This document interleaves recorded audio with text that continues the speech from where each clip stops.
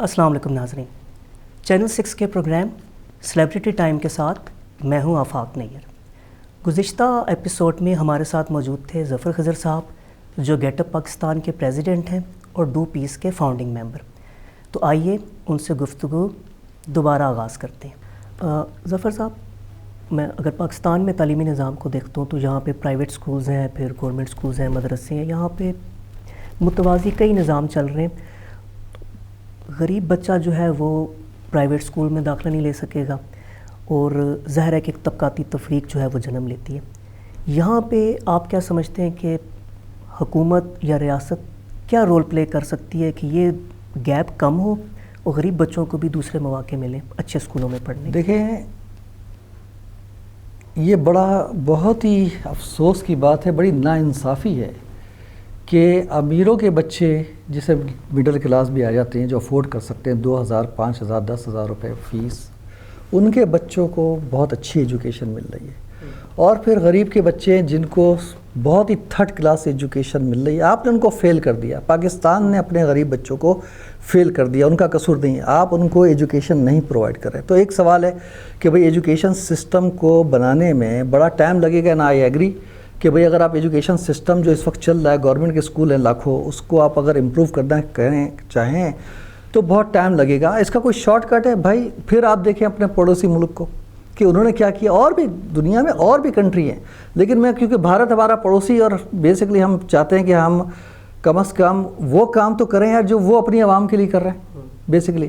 تو آپ دیکھیں کہ انڈیا نے کیا کیا تھا۔ انڈیا نے 2009 میں ایک لاء پاس کیا ہے کہ تمام پرائیویٹ اسکولوں میں they must reserve 25% seat for poor children, جو ان کے ایریے کے جو پور ہیں، جو فیس نہیں دے سکتے، اور گورنمنٹ ان کی فیس پرووائڈ کرے گی، اپنے مرضی سے دے گی، لیکن آپ 75% فیس لے کے کریں گے اور 25% یو مسٹ انرول غریب بچوں کو۔ اب دیکھیں کتنا کوئکلی انہوں نے ایک مسئلہ حل کر دیا کہ ٹھیک ہے 100% بچوں کے لیے آپ نہیں کر سکتے نا، مگر یار امیڈیٹلی یہ اوور نائٹ کی بات ہے یار کہ آپ یہ مسئلہ کل ایک لاء پاس کریں، اب ہر پرائیویٹ اسکول میں 25% بچوں کی تو آپ نے زندگی امیڈیٹلی کر دی، اب آپ 10 سال لگا دیں ایجوکیشن کو سسٹم کو امپروو کر دیں۔ لیکن میں پھر بتا رہا ہوں آفاق، جب تک کہ لوگوں کو اس کی اویئرنیس نہیں ہوگی، وہ نہیں، ان کو کوئی نہیں دے گا ان کو ان کا حق۔ بالکل آپ ٹھیک کہہ رہے ہیں۔ آپ کا ابتدا میں تعارف کراتے ہوئے میں نے ذکر کیا تھا ڈو پیس نامی تنظیم کا، جس کے آپ فاؤنڈنگ ممبرز میں شامل ہیں، کہ وہ سلم ایریاز میں غریب بچوں کے لیے ان کو تعلیم کے مواقع فراہم کرے، وہ بھی بلا معاوضہ۔ تھوڑا سا اگر آپ اس کے بارے میں ہمیں بتا سکیں۔ دیکھیں، ریسرچ جو ہے بچوں پر ایجوکیشن پہ جو ہو رہی ہے اتنی، اس یہ بتاتی ہے کہ سب سے اہم ٹائم بچے کا وہ ہوتا ہے جب وہ پری اسکولنگ میں جو سیکھتا ہے، وہ بہت ہی لرننگ کے لیے بہت امپورٹنٹ ہوتا ہے۔ وہ اسکول سے پہلے پری اسکولنگ 4 سال کے 5 سال کے 5 سال کے بچوں کی میں بات کر رہا ہوں۔ تو آپ دیکھیں کہ یہ جو آپ کے اسکینڈینیوین کنٹری ہیں، وہاں تو یہ چیز بڑے عرصے سے ہے، کیونکہ وہ عوام کے خیال کرتے ہیں۔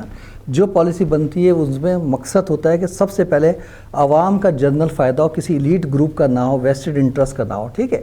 یہ ان کی پالیسی ہے مینلی، کہ جو لا بناؤ اس کے حساب سے بناؤ، جو ہمارے پاکستان میں نہیں ہے اور پرابلی امریکہ میں بھی نہیں بیسیکلی اس قسم کی، کہ وہ دیتے تو ہیں لیکن کوشش کرتے ہیں کہ نہ دیں ان کو رائٹ جتنے، ٹھیک ہے؟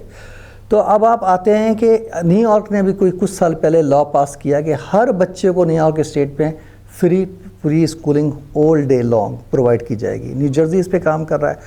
تو جب ہم نے یہ ریئلائز کیا کہ یار یہ اتنی امپورٹنٹ چیز ہے کہ آپ بچوں کو پری اسکولنگ کرائیں، تو ہم نے ڈو پیس آرگنائزیشن شروع کی کوئی 5 سال پہلے، اور ہم کو یہ بھی تھا کہ جو سلم ایریا میں، خاص طور پہ بنگلہ دیش میں، وہ جو بہاری جو وہاں پہ رہ گئے تھے، جو سلم ایریا میں رہ رہے ہیں، وہ بیچارے پاکستان آنے کا انتظار کرتے رہے، پاکستان گورنمنٹ نے ان کو کبھی ایکسیپٹ نہیں کیا یہاں پر، اور وہ وہیں پہ کیمپس میں رہ رہے ہیں کوئی 40 سال جو جتنے ہو گئے۔ تو ہم نے کہا کیونکہ میرے جو ڈاکٹر شاہد ہیں وہ بنگلہ دیش سے یہاں پر آئے تھے، بہاری ہیں وہ، تو ان کے والد بھی قتل ہو گئے تھے ایکچولی 72 میں وہاں پہ اس پہ۔ تو وہ جب انہوں کو اب وہ بھی اسکول چلا رہے ہیں امریکہ کے اندر، ان کو یہ تھا کہ بھئی اب ہمیں کچھ کرنا ہے، تو یہ بیسکلی انہوں نے یہ آرگنائزیشن جو شروع کی تھی، اس پہ ہم بڑا سمپل ماڈل ہے ہمارا ڈو پیس کا، اور میں اس لیے شیئر کرنا چاہتا ہوں کہ تاکہ جو چاہے اس کو اڈاپٹ کریں. میرا خیال ہے کہ اس وقت یہ جو ماڈل ہمیں 5 سال کا ایکسپیرینس ہے, it is the most efficient and effective model in the world, کہ آپ کم سے کم پیسوں میں آپ زیادہ زیادہ لوگوں کو کیسے بچوں کو ایجوکیٹ کر سکیں. تو بیسکلی اس کے لیے ہم یہ کرتے ہیں کہ ہم ایک کمرہ سلم ایریا میں لیتے ہیں جہاں 30 بچے بیٹھ جائیں, چادر بچھا کے, کوئی ٹیبل کی ضرورت نہیں ہے, کرسیوں کی ضرورت نہیں ہے, آپ ٹیبل پہ بٹھائیں. اور ہم ایک ٹیچر ہائر کرتے ہیں, وہ بھی اسی ایریے میں ہوتی ہے. اس کو کیونکہ پہلی گریڈ جو ہوتی ہے, جو بھی کریکولم ہے اس گورنمنٹ اسکول کا بنگلہ دیش میں, ہم نے بھی 3 سینٹر کراچی میں بھی کھولے اور مزید کھولنے کے لیے میں آیا ہوں کہ ہم اس پہ کام کریں گے.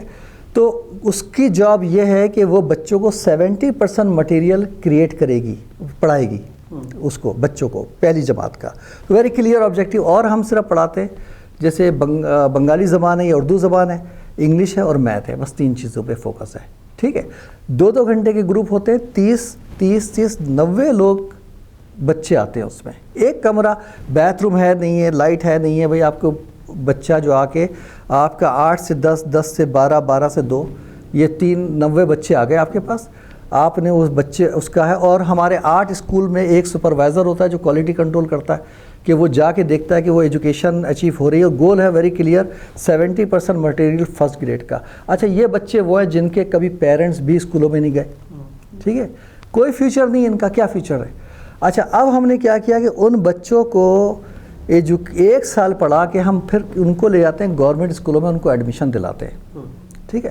اب دیکھو وہ بچہ جس کے والدین نے بھی نہیں پڑھا, وہ کتنا اس کا لو کانفیڈنس ہوگا, اپنے آپ کو کتنا نیچے کرتا. اب دیکھیں کیا ہوا ہے وہاں پہ. جب ان کو بچے اسکول میں لے کے گئے گورنمنٹ اسکول, ناک منہ چڑھا رہے ہیں کون سے بچے آ گئے ہیں, کس ایریے کے آ گئے ہیں, ان کا یہ حال تھا. آج یہ پوزیشن ہے 5 سال کے بعد کہ دے آر لکنگ فارورڈ کہ یار یہ بچے ہمارے پاس آئیں, کیونکہ وہاں پہ ایک نیشنل ایگزام ہوتا ہے, تو ان کو بھی اپنی کارکردگی دکھانی پڑتی ہے. اب یہ بتائیے کہ وہ بچہ 70% مٹیریل آلریڈی اس کو آتا ہے, جب وہ اس کلاس میں بیٹھتا ہے تو اس کا کانفیڈنس اس کو, کیونکہ ان سب بچوں سے زیادہ آتا ہے, پری اسکولنگ کر چکا ہے پہلے, پری اسکولنگ کر چکا ہے وہ, تو اس کا کانفیڈنس بڑھتا ہے کہ یار میں تو اتنا اچھا ہوں. مطلب یہ امیر لوگوں کے کمپیریٹیولی بچے ہیں لیکن میں تو ان سے بہتر ہوں, اس کا کانفیڈنس ہوتا ہے. اچھا, پھر ہم یہ کرتے ہیں کہ جب یہ بچہ پہلی, دوسری, تیسری, 5ویں جماعت میں جا رہا ہوتا ہے, اسی بچے کو ہم اسی, جہاں ہمارے پاس وہ ایک ہی کمرہ خالی ہے, ہمارے پاس 2 بجے کے بعد سے وہ 6-8 بجے تک خالی ہے نا کمرہ, اسی کمرے میں ان کو واپس بلا کے ایک دوسری ٹیچر کو ہائر کرتے ہیں اور وہ ٹیچر اس کو ٹیوٹرنگ کرتی ہے. اچھا, ہم نے پورا برڈن لیا ہی نہیں کہ ہم پورا اسکول بنائیں اور لاکھوں کروڑوں روپے خرچ کریں جو بھی اس پہ, یہ کیا ہی نہیں ہم نے. ہم گورنمنٹ ایگزسٹنگ گورنمنٹ اسکولوں میں ان کو ایجوکیشن دے رہے ہیں, شام کو ان کو ٹیوٹرنگ کے لیے بلا رہے ہیں. تو آج ہمارے پاس 5 سال میں 50,000 بچوں کو آلریڈی گریجویٹ اپنے اسکول سے مطلب پڑھا کر گورنمنٹ اسکولوں میں ڈالتے ہیں. ان میں سب کچھ بچے تو 9ویں جوان میں پہنچ گئے اس کے اندر. بنگلہ دیش کا, یہ بنگلہ دیش کا. اب یہی ماڈل ہم یہاں کر رہے ہیں, لیکن یہاں انفارچونیٹلی مسئلہ یہ ہے کہ وہی بات ہے کہ یہ عوام میں اتنی اویئرنیس نہیں ہے کہ یہ ایجوکیشن ان کا حق ہے. مثال کے طور پہ ہم نے ایک سینٹر کھولا کراچی میں اندر, بہت دور غریب بچوں کا, وہاں پہ ہمیں بچے مل گئے. اب جب ہم نے 1 سال پڑھا دیا تو وہاں گورنمنٹ اسکول ہی نہیں, اصل میں وہ اسکول ہے, وہ نام کا ہے, وہاں کوئی ٹیچر ہے نہ کچھ ہے, وہ کچھ ہے ہی نہیں وہاں پر. اب ہم جب وہ بچے, ہمارے پاس 90 بچے ہیں, ان کو داخلہ کہاں دلائیں. اب میری سمجھ میں نہیں آ رہا کہ یار جو, اچھا یہ بنگلہ دیش میں جو ہماری ٹیم ہے پوری, وہاں پہ ہمارے پاس 100 ٹیچرز ہیں اور اسٹاف ہے وہاں پہ, وہ کہتے ہیں یہ ممکن ہی نہیں ہے بنگلہ دیش میں کہ ایسا ہو جائے کہ گوشت اسکول چل رہے ہیں. اور یہاں پہ ہزاروں اسکول صرف سندھ میں ہیں جن کا کچھ پتہ نہیں. اب ہمارا مسئلہ یہ ہے کہ یار اگر ہم کرنا بھی چاہیں ہم کیا کریں, بچوں کو پڑھا کے اسکول ہی نہیں. لیکن مسئلہ یہ ہے کہ لوگوں کو یہ پتہ ہی نہیں ہے کہ یہ ان کا حق ہے. اگر وہ احتجاج کریں گورنمنٹ کو, اگر وہ سپریم کورٹ, ہائی کورٹ جو بھی جائیں, وہ اس کو وہ مس ان کا حق ہے پرووائڈ کرے گا, اور ایکچولی وہ کر بھی رہی ہے. لیکن کرپشن اتنا ہے کہ وہ اسکول نام پیپر پر ہے, وہ اگر نہیں ہے. تو یہ جو معاملات ہیں یار, اس کی وجہ سے پاکستان کا میرے انفارچونیٹلی مستقبل بہت ڈارک ہے. اگر عوام یہ نہیں سمجھیں گے نا بھائی, یہ مسئلہ 5 سال 10 سال بعد کوئی نہیں, کچھ نہیں ہونا, یہ ورس سے ورس ہوگا. چلیں, امید کرتے ہیں کہ آپ کی, ہمارے جو سننے والے دیکھنے والے ہیں اس پروگرام کو, وہ آپ کی پوری بات سے ان کے ذہن میں اچھی ایک پکچر بنے کہ کہاں وہ بھی غلطی کر رہے ہیں. صرف ریاست پہ چھوڑیں گے تو پھر کچھ نہیں ہوگا, سیاستدانوں پہ چھوڑ کے کچھ نہیں ہوگا. اشرافیہ نے 70 سال میں کچھ نہیں کیا, اپنے لیے ضرور کچھ کیا لیکن پبلک کا انہوں نے پرائیورٹی پہ نہیں رکھا. تو آپ کی باتوں سے مجھے امید ہے کہ وہ آواز جو ہے وہ دور تک گونجے گی، لوگ اپنے حقوق کی ریئلائزیشن کریں گے، اور پھر یہ ملٹیپلائی ہوتی جائے گی، اور پھر اوپر بھی اس کا اثر پہنچے گا. اور اگر ہمارے ایوان اقتدار میں کوئی سن رہا ہو، کوئی ہمارے پروگرام کو دیکھ رہا ہو، خاص طور پہ پرائم منسٹر صاحب، کیونکہ وہ ایک نئے پاکستان کے خواہاں ہیں اور ان کی اچھی انٹینشنز دکھائی دیتی ہیں، جیسے اسٹنٹنگ کا ذکر کیا ہوا، ایجوکیشن کی بھی بات کرتی ہیں، مگر جب تک بنیادی مسائل کی ڈائگنوزز نہیں ہوگی اور اس کی صحیح پرسکرپشن نہیں ہوگی کہ اس کو کیسے دور کرنا ہے، تو یہ موقع ہاتھ سے نکل جائے گا، اور پھر ہم جہاں سے چلے ہیں پھر وہیں یہ 5 سالہ دور حکومت بھی ختم ہو جائے گا. کہتا ہوں کہ عمران خان صاحب اس وقت جو پوزیشن میں ہے، یہ greatest prime minister of Pakistan بن سکتے ہیں اگر وہ 2-3 چیزیں کر لیں. سمپل چیزیں جیسے میں نے بتائی آپ کو، کہ لا پاس کر دیں کہ گورنمنٹ کے اسکولوں میں بچوں کو کھانا ملے گا، ٹھیک ہے. ایک کام 25% کا ریزرو کر دیں، تو کم از کم 25 بچوں کی انہوں نے وہ چینج کر دیں گے زندگی، ٹھیک ہے. پری اسکولنگ کا کر دیں کچھ، اور ہم تیار ہیں، اگر ہماری ضرورت ہوگی ہم ان کو پورا اپنا سسٹم بتائیں گے کہ ہم کیسے کر رہے ہیں، اور وہ اس کو امپلیمنٹ کریں. اس کے علاوہ یار ایک اور چیز ہے میرے ذہن میں سوچتا ہوں کہ وہ کون سی ایسی چیز کی جائے، ایک چیز ایسی کی جائے کہ جس کا میکسیمم امپیکٹ ہو ہماری اکانومی پہ، ایجوکیشن پہ، لرننگ پہ، رائٹ. اگر جو چائنا نے کیا ہے، اگر وہ فری انٹرنیٹ پرووائڈ کرے، جو چائنا میں ہر جگہ فری انٹرنیٹ لوگوں کو میسر ہے، تو اس سے یہ ہوگا کہ ایک شاٹ میں عمران خان ہر اس بچوں کو وہ ہتھیار دے دے گا، ٹول دے دے گا ایکچولی، کہ وہ خود اپنی زندگی، جب تک آپ کریں گے، آپ کی گورنمنٹ کرے گی، آنے والی گورنمنٹ کریں گی، آپ ایک کام آپ نے انٹرنیٹ دے دیا لوگوں کو فری، ٹھیک ہے. تو جو بچے ٹیلنٹڈ ہیں، جو محنت کریں گے، وہ خود بخود کم از کم سیلف لرننگ ہو جائے گی انٹرنیٹ سے، چاہے وہ کووڈ ہو نہیں ہو، گھر میں بیٹھ کے کام کر رہے ہیں. میں اس میں تھوڑا اضافہ کر لوں. ڈیورنگ کووڈ تو سارا کچھ آن لائن چلا گیا، اور وہ تو کتنے ایریاز تھے، ریموٹ ایریاز، اور خاص طور پہ ابتدا میں تو بلوچستان کے جو ہمارے بہن بھائی ہیں وہ بہت احتجاج کر رہے تھے کہ ہمارے یہاں تو نیٹ وہ کوریج ہی نہیں ہے نیٹ ورک کی، تو ہم کہاں سے وہ آن لائن کلاسز لیں. تو ان 1.5 سالوں کا تجربہ ہمیں یہی بتاتا ہے کہ ہمیں اس میں یقیناً انویسٹ کرنا چاہیے ٹیکنالوجی میں. اور اگر میں اس میں مزید اضافہ کروں تو یہ ہوگا کہ 2 باتیں جو میرے ذہن میں ابھی فوری طور پر آ رہی ہیں. آج کے دور میں روایتی ڈگریوں کی اہمیت اب کم ہو گئی ہے، اور نالج کے لیے آپ کے پاس دنیا بھر کی یونیورسٹیز کی جو لیکچرز ہیں وہ online free of cost available ہیں. All you need is device and internet connection. تو آپ کے پاس اب کوئی ایکسکیوز نہیں ہے کہ ہمیں تعلیم نہیں مل رہی، اور فری آف کاسٹ بھی ہے، آپ کو لاکھوں روپے، ہزاروں لاکھوں روپے نہیں خرچ کرنے. تو تعلیم آپ کے دروازے پر موجود ہے، صرف کنیکشن چاہیے.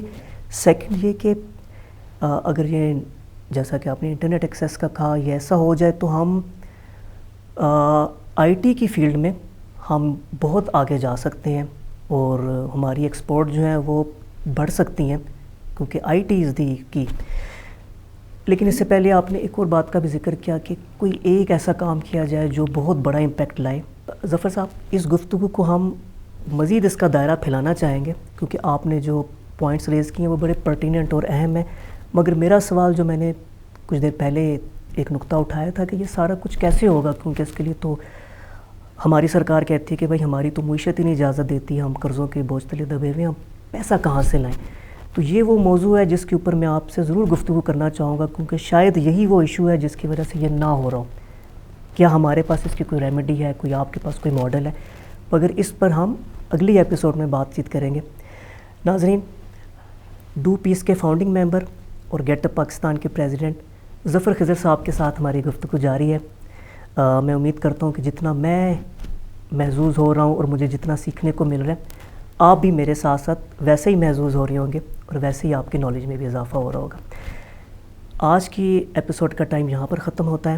اگلی نشست میں ہم یہیں سے سلسلہ جوڑیں گے جہاں آج کی ہماری گفتگو جو ہے وہ عارضی طور پر رک رہی ہے. تو دیکھتے رہیے چینل 6. اگلے پروگرام تک کے لیے اجازت دیجیے. خدا حافظ.